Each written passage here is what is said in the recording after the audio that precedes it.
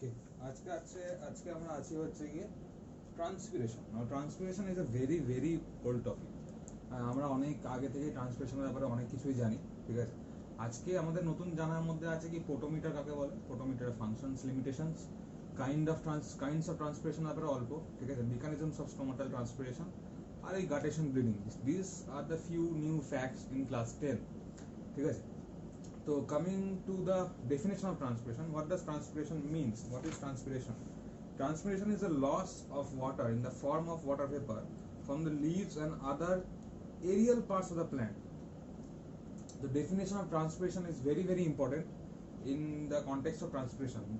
The definition says transpiration is the loss of water in the form of water vapor from the leaves and other aerial parts of the plant. Basically, what is transpiration? Transpiration হচ্ছে কি evaporation of the water vapor, ঠিক আছে, evaporation of water in the form of water vapor from the aerial parts of the plant, ঠিক আছে। Generally aerial parts of the plant কি leaves থেকে transpiration হওয়া, and এরিয়াটা কি মানে কোথায় ট্রান্সপিরেশনটা হয় হচ্ছে কি ফ্রম দ্য স্টোমাটা, হ্যাঁ। অ্যান্ড তার সাথে সাথে আমরা দুটো নাম জানবো, একটা হচ্ছে লেন্টিকুলার ট্রান্সপিরেশন আর একটা হচ্ছে কিউটিকুলার ট্রান্সপিরেশন। লেন্টিকুলার ট্রান্সপিরেশন হচ্ছে কি permanent holes in the stems of the old trees, and cuticular transpiration is a transpiration which occurs to the cuticle of certain green plants, herbs, shrubs, etc. ঠিক আছে। এই transpiration কা একটা বলা হয় transpiration is a necessary evil. Why transpiration is not a necessary evil? Transpiration কেন necessary evil বলা হয়? ট্রান্সপিরেশনকে নেসেসারি ইভিল এই জন্যই বলা হয় কারণ transpiration brings in gaseous exchange, right, ঠিক আছে। ট্রান্সপিরেশন হচ্ছে বলেই গ্যাসিয়াস এক্সচেঞ্জটা পসিবল হচ্ছে। কেন? কারণ স্টোমাটা যদি না খুলতো, ট্রান্সপিরেশন যদি না হতো, তাহলে কিন্তু গ্যাসেজ এক্সচেঞ্জটাও হতো না। এবার স্টোমাটা ওপেনিং এন্ড ক্লোজিং এর জন্য কিন্তু গ্যাসেজ এক্সচেঞ্জটা হয়। সেই গ্যাসেজ এক্সচেঞ্জের জন্য ফটোসিনথেসিস আর respiration, two main metabolisms of plant are carried out, right. তো এইটা তো একটা বেনিফিট হলো ট্রান্সপিরেশন আর কি করছে, যে এক্সেস ওয়াটারটাকে ওয়াটার পেপারে করে দিচ্ছে। But it is always not beneficial to plants. Transpiration is not always beneficial to plant. কেন? এবার ট্রান্সপিরেশন রেটটাকে রেগুলেট করার জন্য কিছু এনভায়রনমেন্টাল ফ্যাক্টরস কাজ করে, যেমন হচ্ছে humidity, temperature, sunlight, etcetera etcetera. তো putting in the adverse conditions of climate, যদি হাই টেম্পারেচার, হাই হিউমিডিটি, এই লো হিউমিডিটি, হাই মানে হেভি উইন্ড, এইগুলো দিলে কী হবে, ট্রান্সপিরেশন রেটটা কিন্তু বাড়তেই থাকবে। অ্যান্ড ট্রান্সপিরেশন রেট বাড়া মানে কি, the water is always loss from the plant body, ঠিক আছে। এবার ট্রান্সপিরেশন করতে করতে যখন একটা প্ল্যান্ট নিজের অ্যাবজর্পশন রেটের থেকে ট্রান্সপিরেশন রেটটা বেশি হয়ে যাচ্ছে, তখনই কি হচ্ছে, তখন হচ্ছে সেলগুলো শ্রিঙ্ক করে যাচ্ছে। অ্যান্ড মানে সেলগুলো শ্রিঙ্ক করে যাচ্ছে মানে সেলগুলো ফ্লাসিড স্টেটে চলে যাচ্ছে, ঠিক আছে। ফ্লাসিড স্টেটে কেন যাচ্ছে? কারণ absorption rate is much lower than the transpiration rate. Transpiration যতটা হচ্ছে মানে যতটা ফোর্স মানে যতটা স্পিড নিয়ে হচ্ছে, সেই স্পিডের অ্যাবজর্পশনটা হচ্ছে না, কারণ ওয়াটারটা তো প্ল্যান্ট হাওয়া থেকে নিচ্ছে না, ওয়াটারটাকে সয়েল থেকে নিচ্ছে through absorption mechanism, osmosis, imbibition, diffusion, etcetera etcetera. এবার যখন ট্রান্সপিরেশন রেটটা মোর দেন অ্যাবজর্পশন রেটটা হয়ে যাচ্ছে, তখন প্ল্যান্টের সেলসগুলো enters into a primary state of permanent state of flaccidity, right. তার জন্য কি যে প্ল্যান্টটা ক্যান আলটিমেটলি ডাই। তাই জন্য ট্রান্সপিরেশনটাকে বলা হয় নেসেসারি ইভিল। যেরকম বেনিফিটসও আছে, সেরকম ডিসঅ্যাডভান্টেজেসগুলোও আছে, রাইট। আচ্ছা, এরপরে চলে আসবো আমরা একটা ইম্পর্টেন্ট পেপারের নাম, সেটা হচ্ছে কোবাল্ট ক্লোরাইড পেপার। পেপারটা এরকম দেখতে হয়, এরকম স্ট্রিপ টাইপের দেখতে হয়। এগুলোকে ক্লিপ দিয়ে পাতাতে আটকানো যায়, লিফে এইগুলো দিয়ে এরকম পেপার ক্লিপ দিয়ে এরকম আটকানো যায়, এরকম, ঠিক আছে। লিফে যদি আটকে দিয়ে আমি, তাহলে কোবাল্ট ক্লোরাইড পেপারের একটা ফান্ডা আছে, কি হচ্ছে সেটা, যে cobalt chloride paper in the presence of moisture will turn into pink কালারের হয়ে যায়, whereas যদি ময়েশ্চার না থাকে ইট উইল রিমেন ব্লু। সুতরাং ট্রান্সপিরেশনটাকে চেক করার একটা ডিভাইস কিন্তু কোবাল্ট ক্লোরাইড পেপার। এইটাতে অনেকগুলো এক্সপেরিমেন্ট আছে, চ্যাপ্টারটা ম্যাক্সিমাম এক্সপেরিমেন্টগুলোতে এই কোবাল্ট ক্লোরাইড পেপারটা ইউজ করা হয় ইন দ্য প্রেজেন্স অফ, এটা দুটো কালার নিতে পারে, একটা ব্লু হচ্ছে অ্যাবসেন্স অফ ওয়াটারে, আর এটা পিঙ্ক হতে পারে কি in the presence of water, right. এটা একটা বেসিক্যালি ট্রান্সপিরেশনের ডিভাইস, মানে ট্রান্সপিরেশন হচ্ছে কি না হচ্ছে সেটা ডিভাইস, ঠিক আছে। কোবাল্ট ক্লোরাইড নিয়ে অনেক এক্সপেরিমেন্ট আছে, সেগুলো আমরা দেখবো পরে, ঠিক আছে। এরপরে টপিকটা আসছে কি potometer. What is potometer? Potometer is basically a device. পোটোমিটারটা কি? পোটোমিটারটা একটা ডিভাইস। কেমন টাইপের ডিভাইস? পোটোমিটার কেমন দেখতে হয়? পোটোমিটারটা consist of a capillary tube, মানে এরকম দেখতে একটা ক্যাপিলারি টিউব থাকে, এতটা খারাপ দেখতে না, বই তারা ভালো ডায়াগ্রামটা দেওয়া আছে, আমি জাস্ট বেসিক টুকুন বলছি। এরকম দেখতে একটা ক্যাপিলারি টিউব থাকে, এইখানে একটা গাছ থাকে, এইখানে একটা গাছের টুইগ থাকে উইথ লিভস, মানে লিভিং প্ল্যান্ট, ঠিক আছে। আচ্ছা, এই ক্যাপিলারি টিউবে কিন্তু একটা সলিউশন থাকে, এই ক্যাপিলারি টিউবটা একটা সলিউশন থাকে।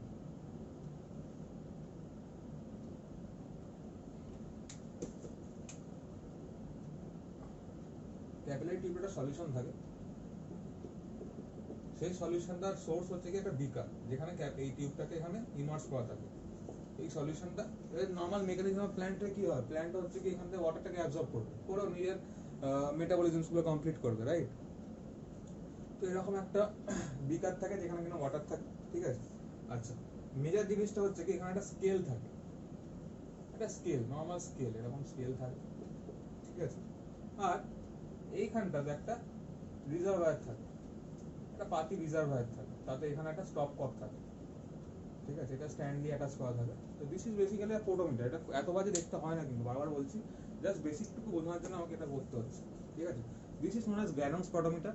গ্যানংস পোটোমিটার ছাড়াও আরেকটা পোটোমিটার হয়, সেটাকে বলা হয় Darwin's potometer. This potometer is known as Ganong's potometer. ICSE তে একটা কোশ্চেন থাকে, আইসিএসসি বোর্ড যে একটা পোটোমিটার নিয়ে কোশ্চেন থাকে, সেটারও 80-20 চান্স। 80-20 মানে আসতে পারার চান্স হচ্ছে 80%, না আসতে পারার চান্স হচ্ছে 20%। সুতরাং পোটোমিটারটা আমার জানতেই হবে। আর যখনই এই ডায়াগ্রামটা দেবে তখন আমাদের আইডেন্টিফাই করতে দেয়, কোশ্চেনে থাকবে এরকমই যে আইডেন্টিফাই দ্য ডিভাইস, ঠিক আছে, আইডেন্টিফাই দ্য ডিভাইস। এবার আমরা যদি লিখে দিই শুধু পোটোমিটার, নাম্বার ইজ ডিডাক্টেড, আমাকে সবসময় লিখতে হবে গ্যানংস পোটোমিটার। কেন গ্যানংস পোটোমিটার লিখতে হবে? কারণ এটা ছাড়াও একটা পোটোমিটার আছে, যাকে বলা হয় Darwin's potometer. Now if I ask what is this potometer, you are suppose to write Ganong's potometer, right. এবার হচ্ছে কি mechanism. What is potometer? Potometer is simply a device which is used to measure the rate of transpiration, ঠিক আছে। কিভাবে মেজারটা করবো? আমি মেজারটা করার একটা কায়দা আছে। This is basically a scientific experiment, ঠিক আছে। অ্যান্ড আগেই বলে দিই, এক্সপেরিমেন্ট ঢোকার আগে, আর একটা সায়েন্টিফিক থিওরি বা একটা সায়েন্টিফিক এক্সপেরিমেন্ট করার মানে করে আমি সেই থিওরিটাকে এস্টাবলিশ করার জন্য অনেকবার সেই জিনিসটাকে এক্সপেরিমেন্টটাকে রিপিট করতে হয়, ঠিক আছে। এটা মাথায় ঢুকিয়ে নিতে হবে যে একটা কোনো থিওরি এস্টাবলিশ করার আগে আমাকে এক্সপেরিমেন্টটাকে বারবার রিপিট করতে হয়, অ্যান্ড বারবার I am suppose to get the same results. If I perform the experiment for 10 times, the results which I will get has to be appropriate, has to be has to be same for the 10 times.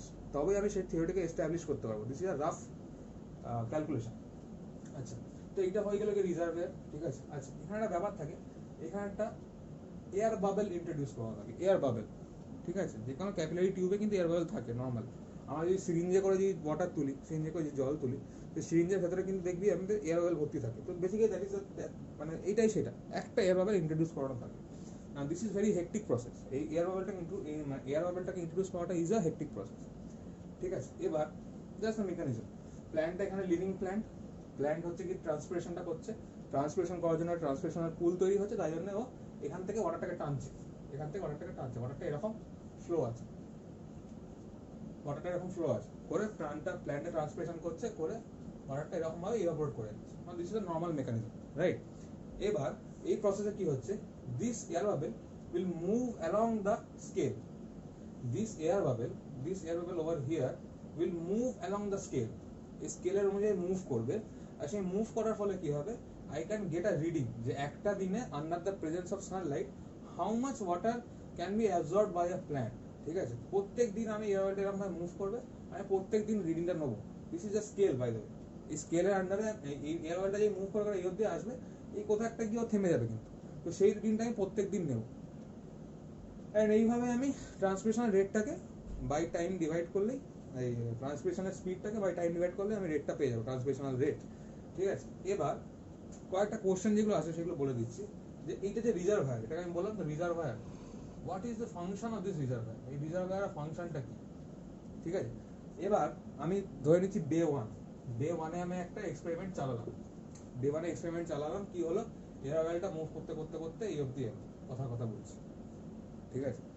এবার আমি day to ওয়ানে একটা reading পেয়ে গেলাম, ধর 12 centimetre reading পেলাম, 12 centimetre air অয়েলটা move করেছে। এবার ডে টুতে এবার কি হবে, এয়ার বাবেলটা তো এখানে রয়ে গেছে, এয়ার বাবেলটাকে আমি back to the initial position কিভাবে করবো, তখন কি করবো, এই রিজার্ভায়ারে এই সেম সলিউশনটা আছে, এই রিজার্ভায়ারে, এই যে রিজার্ভায়ারটা আছে এখানে কিন্তু এই সেম সলিউশনটা আছে। এই রিজার্ভায়ারের স্টপ ককটাকে আমি খুলে দেবো, just I will open the stop cock. Stop cock open হলে কি হবে, এখান থেকে ওয়াটার নিচের দিকে ফ্লো করবে, ফ্লো করে এয়ার অয়েলটাকে পুশ করতে থাকবে পিছন দিকে, এয়ার অয়েলটাকে পিছন দিকে ওয়াটারটা পুশ করতে থাকবে, রিজার্ভায়ারের ওয়াটারটা পুশ করতে করতে করতে আবার it will come to its original position. তো this is the function of air bubble, this is the function of reservoir. আর এয়ার বাবেলের ফাংশন তো বললাম, এয়ার বাবেল ফাংশন হচ্ছে কি টু রেকর্ড দ্য রেট, মানে স্কেলের এগেনস্টে রেটটাকে রেকর্ড করার কাজই হচ্ছে কি এয়ার বাবেলটা। আর এয়ার বাবেলটাকে অরিজিনাল পজিশনে কিভাবে ফেরত আনবো, এই রিজার্ভায়ারের স্টপ ককটা আছে এখানে, এই স্টপ ককটা জাস্ট এরকম ভাবে খুলে দেবো, খুলে দিলে ওয়াটারটা নিচে দিকে ফ্লো করবে, ওয়াটার যখন নিচের দিকে ফ্লো করবে এয়ার বাবেলটাকে পিছন দিকে ঠেলতে থাকবে, and the air bubble will regain its original position for the day 2। Day 3 করবো, ডে 4 করবো, ডে 5 করবো, করে আমি একটা এস্টাবলিশ করতে পারি যে এই স্পিসিস অফ প্ল্যান্টটা can transfer at this rate under this conditions. ঠিক আছে, এরও কিছু লিমিটেশনস আছে। লিমিটেশনস গুলো কি, সেটা হচ্ছে introducing the air bubble is not very easy. বোঝা যাচ্ছে একটা এয়ার বাবেল ইন্ট্রোডিউস করানোর জন্য খুব প্রেশার নিতে হয়, মানে this is a limitation, it is very hectic to introduce the air bubble. Secondly হচ্ছে যে twig may not remain fully alive for long time. টুইকটা যেহেতু আমি রুটটাকে সরিয়ে দিচ্ছি, সেহেতু রুটটা মানে অ্যাবজর্পশনের প্রপার্টিটা বেসিক্যালি রুটসের, রুটটাকে যখন কেটে সরিয়ে দিচ্ছি তাহলে দেয়ার আর চান্সেস যে টুইকটা মরে যেতে পারে। আচ্ছা, any changes in the outside temperature may affect the position of the air bubble in the capillary tube। কি বলছে, এটা যেটা টেম্পারেচার সেট, এই সেটআপটা পুরো টেম্পারেচার আছে, আউটসাইড টেম্পারেচার যদি ফ্লাকচুয়েট করে, যদি রুমের টেম্পারেচার তার সাথে সাথে ফ্লাকচুয়েট করে, তাহলে কি হবে, রেটটা কিন্তু ডিফার করতে পারে। কিভাবে ডিফার করতে পারে, ট্রান্সমিশন রেটটা বাড়িয়ে দিতে পারে। ঠিক আছে, এইসব জায়গা থেকে তো ট্রান্সমিশন হতে পারে, এই কালার অর্ডার থেকে ট্রান্সমিশন হতে পারে, এই ইভাপোরেশন হতে পারে, ইভাপোরেশন হয় রেটটা কিন্তু গন্ডগোল করতে পারে। তো this are the limitations of using a photometer. and this এটা হচ্ছে ফোটোমিটার টোটাল সেটআপটা, this is a experiment. Photometer experiment is very very important. ঠিক আছে, আরো এক্সপেরিমেন্ট আছে। এবার হচ্ছে গিয়ে কাইন্ডস অফ ট্রান্সপিরেশন। এটা আমাদের হয়ে গেল, ডেফিনিশন হয়ে গেল, কোয়াল ক্লোরাইড হয়ে গেল, ফোটোমিটার হয়ে গেল। এবার আসছে আমরা kinds of transpiration. Kinds of ট্রান্সপিরেশনে জেনারেলি তিনটে টাইপ আছে। তিনটে type. The first type is the stomatal transpiration. Stomatal transpiration, যে ট্রান্সপিরেশনটা, যে ইভাপোরেশনটা স্টোমাটা দিয়ে হয়। ঠিক আছে, স্টোমাটা কোথায় প্রেজেন্ট থাকে, stomata is present in the leaf, basically in larger numbers. Larger number থাকে কোথায়, under surface of the leaf, মানে তলায় থাকে, পাতার নিচে থাকে বেশি অ্যামাউন্টে, ওপরে থাকে না, তাই না, থাকে। ঠিক আছে, কম। আচ্ছা, সেকেন্ডলি হচ্ছে কি লেন্টিকুলার ট্রান্সপিরেশন।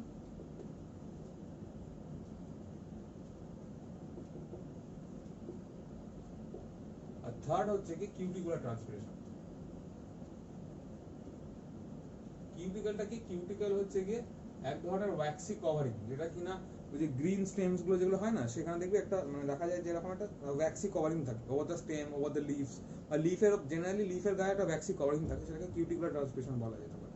ঠিক আছে, তো দিস ইজ দ্য থিং। এবারে তিনটে ট্রান্সপিরেশনের মধ্যে আমাদের মোস্ট স্টাডিড হচ্ছে কি stomatal transpiration. Stomatal transpiration contributes about 90% of the transpiration which is occurring in the plant। Stomatal transpiration 90% হয়। ঠিক আছে, তাই আমরা মেকানিজম অফ স্টোমাটাল ট্রান্সপিরেশনটা এরপরে দেখব।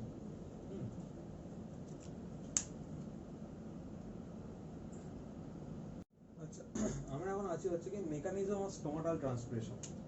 তো এটা একটা কি বলবো, vertical section, VS of a leaf. Vertical section মানে লিফে যে এরকম থাকে, এরকম ভাবে কাটলাম, কেটে আমি একটা হাফটাকে এরকম ভাবে দেখাচ্ছি। ঠিক আছে, this is called as the vertical section of the leaf. ঠিক আছে, ভার্টিক্যাল সেকশন অফ দ্য লিফে আমি দুটো প্রাইমারি লেয়ার দেখতে পাই, সেটা হচ্ছে এটাকে এপিডার্মাল লেয়ার বলে, এপিডার্মিস। এটাকে এপিডার্মিস, আপনার আপার এপিডার্মিস বলে, এটাকে লোয়ার এপিডার্মিস বলে। এপিডার্মিস মানে হচ্ছে আউটার মোস্ট কভারিং। ঠিক আছে, which we can feel, basically আমরা এপিডার্মিসকে টাচ করতে পারি। ঠিক আছে, আচ্ছা, তার ভেতরে এটা লিফ। ঠিক আছে, এটা লিফ কিন্তু VS of a leaf, vertical section of a leaf. ঠিক আছে, তার ভেতরে আমি কিছু সেলস দেখতে পাচ্ছি বিভিন্ন শেপের। ঠিক আছে, এইগুলোকে বলা হয় মেসোফিল। দুটো সেলকেই বলা হয় মেসোফিল সেলস। ঠিক আছে, এইটাকে বলা হয় প্যালিসেড মেসোফিল,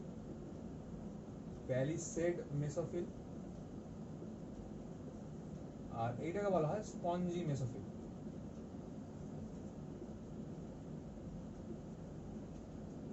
রাইট, দু ধরনের সেল হয়, palisade mesophyll and spongy mesophyll.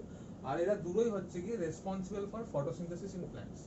এই দুটো সেলেই কিন্তু ফটোসিনথেসিসটা চলে, আর ফটোসিনথেসিসের বাই প্রোডাক্ট হিসেবে একটা ওয়াটারও বের হয়। ঠিক আছে, এখানে তোর এখানে জাইলেম ফ্লোয়েম ভেসেলস থাকে, ঠিক আছে, সেটা আমি দেখাচ্ছি না, যাই হোক এই হচ্ছে ব্যাপার।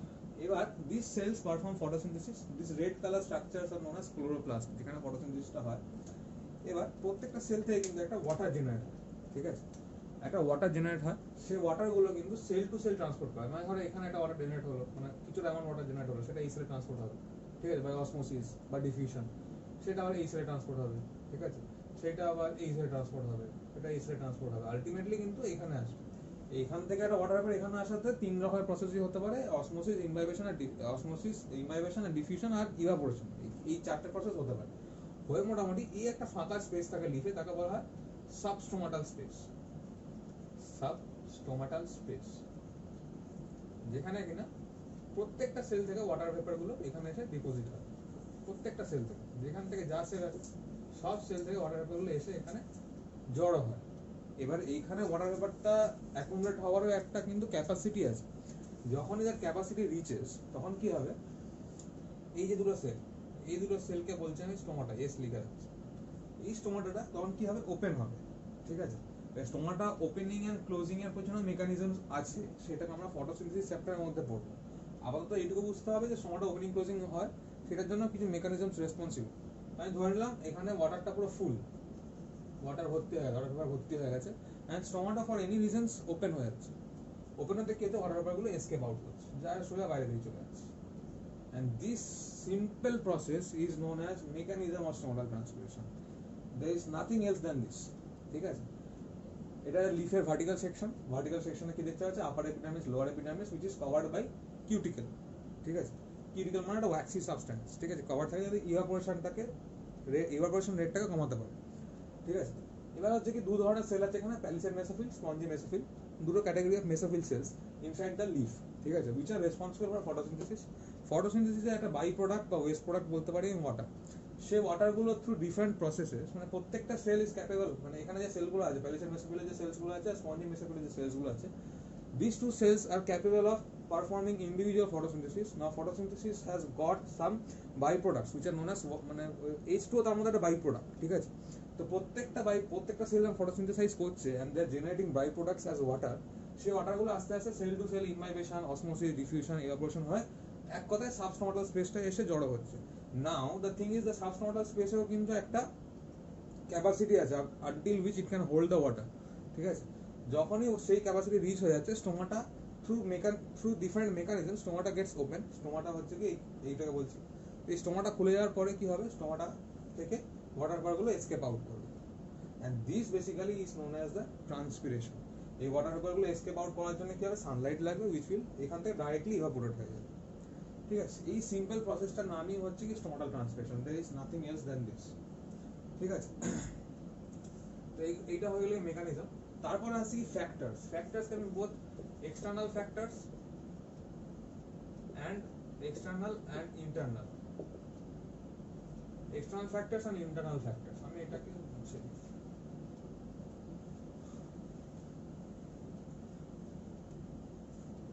External factors and internal factors, ঠিক আছে। এক্সটার্নাল ফ্যাক্টরস এর মধ্যে কি হবে, এক্সটার্নাল ফ্যাক্টরস এর মধ্যে আসছে কি, intensity of Sunlight, temperature, velocity of wind, humidity, carbon dioxide, atmospheric pressure. This are very easy. Intensity of Sunlight মানে সানলাইটের একটা কিন্তু ইন্টেন্সিটি, সানলাইটটা একটা ম্যাটার করে, সানলাইটটা বেসিক্যালি ম্যাটার করে, মানে ইন্টেন্সিটি আর wavelength of the light received, মানে এই সানলাইটের যে ওয়েভলেন্থ হয় পার্টিকুলার রেজগুলো, ঠিক আছে, সেই ওয়েভলেন্থগুলো ম্যাটার করে ফর ফটোসিনথেসিস। এবার একটা জিনিস মনে রাখতে হবে, স্টোমাটা কিন্তু ফটোসিনথেসিসের জন্যই খোলে, ফর দ্য গ্যাসেস এক্সচেঞ্জ। সানলাইটটাও একটা মেজর ফ্যাক্টর, যার জন্য স্টোমাটা কিন্তু ওপেন হচ্ছে বা ক্লোজও হচ্ছে। তো সানলাইট যদি প্রপার অ্যামাউন্টে পায় তবেই কিন্তু স্টোমাটা খুলবে, আর যদি স্টোমাটা না খোলে তাহলে কিন্তু ট্রান্সমিশন হবে না। সুতরাং Sunlight is basically directly proportional to the rate of transpiration.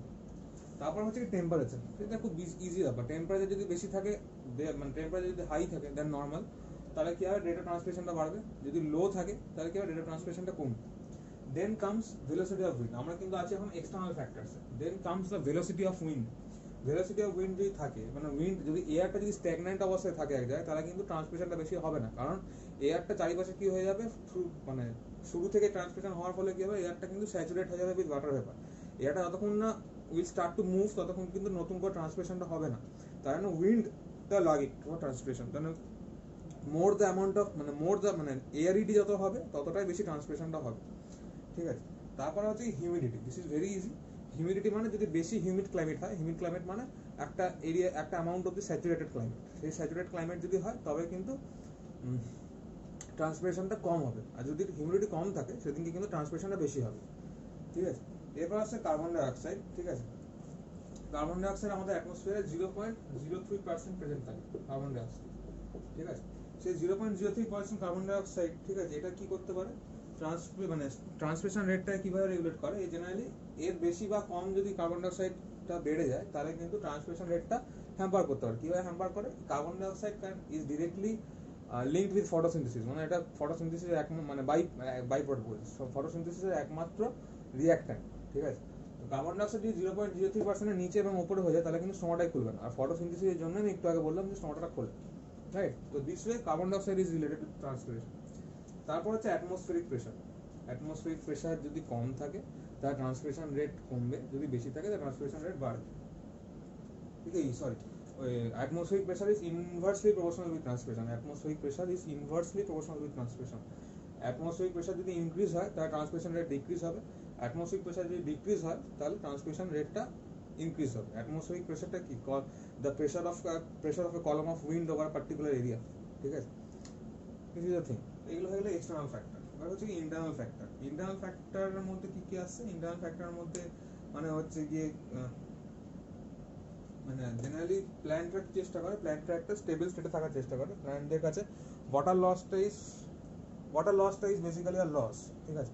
তো ট্রান্সপিরেশন করার জন্য কি হয়, ট্রান্সপিরেশন রিডিউস করার জন্য অনেক রকম প্ল্যান্ট অনেক রকম মেকানিজমস অবটেন করে। সেই মেকানিজমগুলোর মধ্যে একটা প্রথমে মেকানিজমটা আসছে সেটা হচ্ছে সানকেন স্টোমাটা। স্টোমাটাটাই সানকেন, তার জন্য কি হবে, and covered by hairs, example nerium. তো স্টোমাটাটা কি হবে, সানকেন হওয়ার জন্য ট্রান্সপিরেশন রেটটা রিডিউস হয়ে যাবে। স্টোমাটা সানকেন মানে স্টোমাটা খোলে না, এরকম বন্ধ। এই যে এখানে এঁকেছেন না দুটো স্টোমাটা, এটা সানকেন, এরকম বন্ধই থাকে, তার উপরে হেয়ার দিয়ে চাপা থাকে, ঠিক আছে। তারপর হচ্ছে ফিউয়ার স্টোমাটা। স্টোমাটা যত রিডিউস হবে ট্রান্সপিরেশন রেটটা তত রিডিউস হবে। ন্যারো লিভস, যত ন্যারো লিভটা হবে তত সার্ফেস এরিয়া অফ সানলাইট এক্সপোজারটা কমে যাবে, সেটা ক্ষেত্রেও ট্রান্সপিরেশনটা কম হবে। তারপর হচ্ছে লস অফ লিফ, যত লিফ কমাতে পারবে তত ট্রান্সপিরেশন রেটটা কম হবে। ঠিক কিউটিক্যাল যদি বেশি থাকে, যে আপার এপিডার্মিসে বলো না বা লোয়ার এপিডার্মিসে কিউটিক্যাল থাকে, তো কিউটিক্যাল যদি মোর দ্যান এনাফ থাকে কিউটিক্যাল ডিপোজিশনে, তাহলে ট্রান্সপিরেশন রেটটা সেরকমভাবে কমবে। This are basically the adaptations of plants to reduce the rate of transpiration, কারণ transpiration is basically a necessary evil, that's it.